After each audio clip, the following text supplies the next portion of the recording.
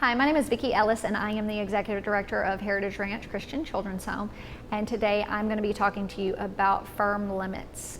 If you haven't checked out the other partner video to this series, it is about soft limits, so if you have a few minutes, take some time to learn about the opposite of firm limits. Soft limits is what we don't want to function in, and firm limits is going to be the effective way that we can set limits for our kids. So I'm going to go ahead and dive right into firm limits.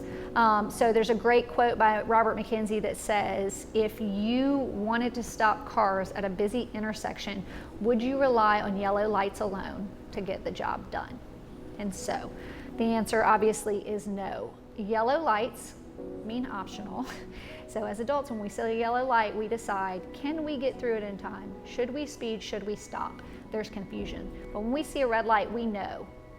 Stop, danger, consequences. We know that this could create a wreck, it could create a ticket. And so our kids aren't any different. When we are giving them limits, we need to make sure that we are sending clear messages that tell them what the consequence will be to their decision. So let's dive into talking about how to set firm limits. So the great thing about firm limits is they're clear. What it means is when you say no, no really means no. And the consequences of their decisions are clear. So as an example, you have your child, they want a cookie. They get into the cookie jar.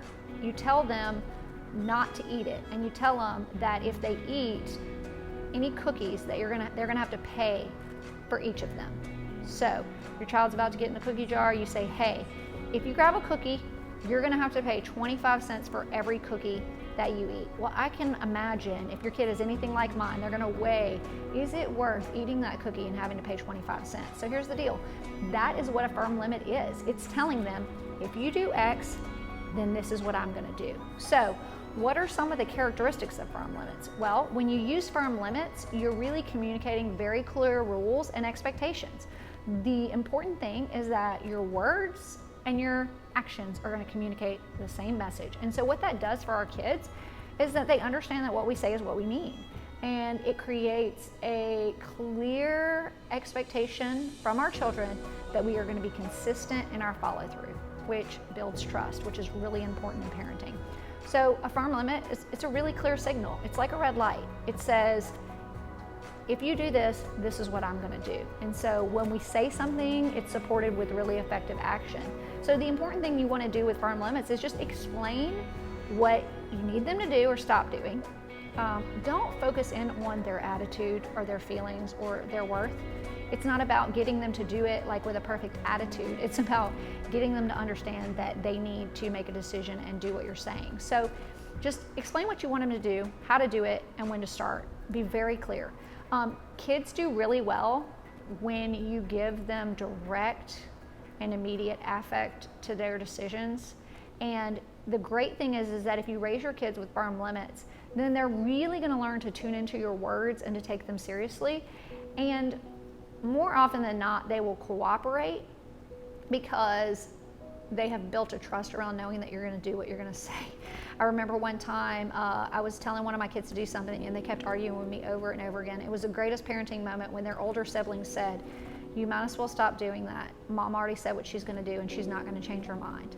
Now, I know at the moment it wasn't necessarily meant to endorse that he loved my parenting style, but the reality was what I had to take from that was that I had built trustworthy responses with my older child, and now he's telling the younger child, hey, she's gonna be consistent. And what I want is not for my kids to just like me in the moment, but to know that they can trust that my yes is yes and my no is no. So let's just give some examples of what firm limits would look like. Okay, so firm limits would be like me saying to my kid, stop pushing now. If you paint your desk, I'll take the paints away. You can play by the rules of that game or find another game to play. If you cut in line, let's say you're a teacher, if you cut in line, you'll go to the back of the line. Or turn down the TV, or I'll have to turn it off. All of these examples are very, very direct, and the kid knows exactly what you want him to do. Let's say your kid went out to play and they're in the neighborhood and you say, be home for dinner by 5:30. That's not just make sure you're home in time for dinner. It's very clear. Finish your choice before using your phone. Okay, so if your kid picks up your phone before their chores are done, they already know that they're doing something they shouldn't. Last but not least, maybe your curfew is 11 o'clock. I'll expect you home at that time.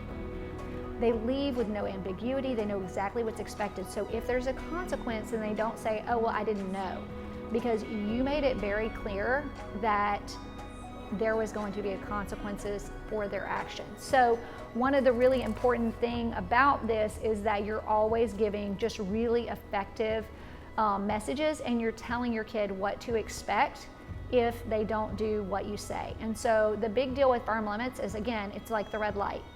They know that this is what you're going to do, and there's not going to be negotiation. Now, it doesn't mean that when you set firm limits, there isn't ever grace and that you're being harsh or you're being too strict.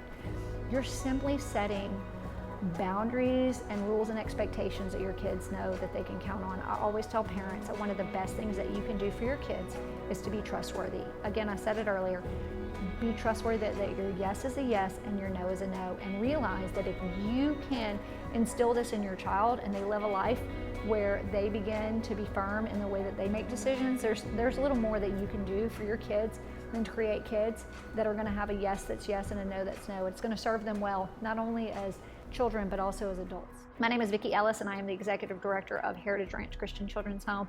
Thank you so much for tuning in.